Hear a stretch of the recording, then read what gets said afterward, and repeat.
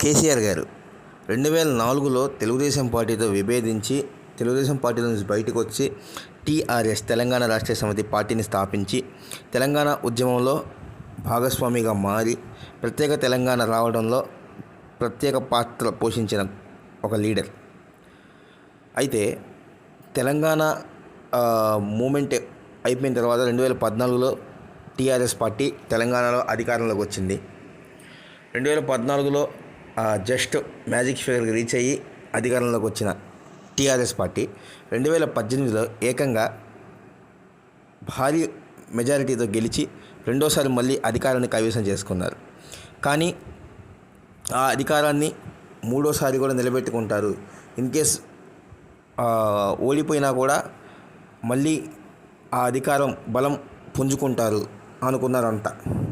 కానీ ఏ కోశాన కూడా ఆ అధికార బలాన్ని పుంజుకునేటట్టయితే కనబడట్లేదు. గెలిచారు, మంచి ప్రతిపక్షంగా నిలబడ్డారు.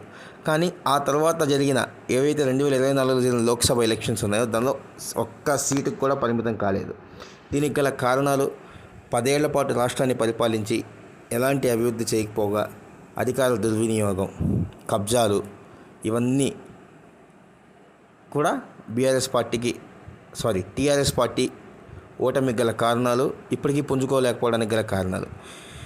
ఈ టీఆర్ఎస్ పార్టీ ఏదైతే ఉందో ఈ టీఆర్ఎస్ పార్టీని బీజేపీ కైవసం చేసుకోవాలని చూస్తుంది. కవిత గారి అరెస్ట్తో కానీ ఏదైనా కానీ టీఆర్ఎస్ పార్టీని బలహీనం చేసింది బీజేపీ. ఇప్పుడు తెలంగాణలో కాంగ్రెస్ టీఆర్ఎస్ తర్వాతే 3వ స్థానంలో బీజేపీ ఉంది. కానీ బీజేపీ వాళ్ళు అనుకుంటే ఎక్కడైనా పాగా వేయగలరు. అది మనకి రుజువైంది హర్యానా, ఢిల్లీ, మహారాష్ట్ర ఎలక్షన్స్ మళ్ళీ మొన్న. సో కాబట్టి టీఆర్ఎస్ పార్టీని బలహీనం చేయటం ఒకటి, టీఆర్ఎస్ పార్టీతో పొత్తు పెట్టుకొని సీఎం సీట్ టీఆర్ఎస్కి ఇచ్చి రిమోట్ వెళ్ళి చేతిలో పెట్టుకోవడానికైనా, లేదు ఆ టీఆర్ఎస్ పార్టీలో ఏదైతే కొంతమంది నాయకులు ఉన్నారు, 10 మంది లీడర్స్ ఉన్నారు, ఆ లీడర్స్ని వీళ్ళ దగ్గర తెచ్చుకొని లాగేసుకొని టీఆర్ఎస్ పార్టీని దెబ్బ కొట్టడానికైనా బీజేపీ అయితే గట్టి ప్లాన్స్ అయితే వేస్తుంది. చూడాలి మరి తెలంగాణ రాజకీయాలు ఎలా మలుపు తిరుగుతాయో అని.